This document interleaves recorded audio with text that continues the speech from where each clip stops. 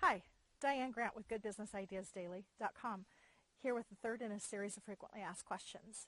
One of the questions that I get asked frequently is, so what are your qualifications? Well, for over 20 years, I ran a very successful small-town pest control company with up to 5 employees at a time. And from that, I did everything from my marketing plan to payroll to ordering supplies to actual treatments. So prior to that, though, my family always owned small-town grocery stores, you know, the little mom-and-pop store. And the first store that I was ever in was the Mohawk General Store, but that was as a baby in my playpen. By the time I was 6 years old, though, we moved to Powers, where the grandparents owned Allen Birdie's Supermarket.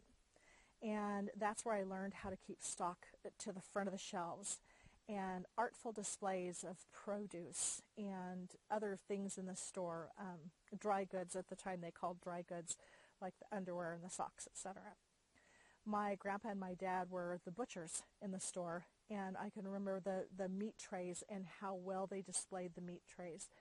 So as you can see, I've been on the fringes of small business all my life, or been in business all of my life. I've also owned a couple of other businesses.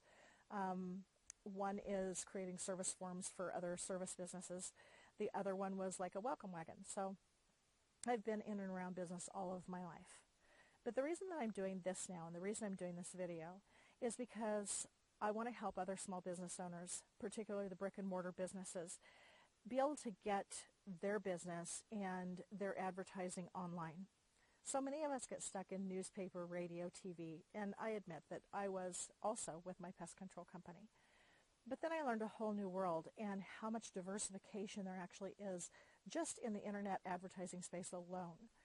So I want to be able to come alongside you as a former small business owner and current small business owner.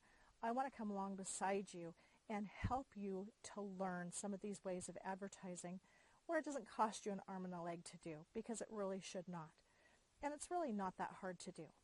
I can save you the time and the money, both, to be able to get your business online and to utilize some of these different forms of advertising, because you really do need to be diverse in your advertising. Next week, you'll join me for some Should Ask questions. There will be 3 Should Ask questions next week, a video series as well. In the meantime, why don't you go to my blog and read the blog post called Diversified Advertising that speaks directly to this issue that we're talking about today, and see if it fits you at all. Thank you for joining me for this video series, and we'll see you next week.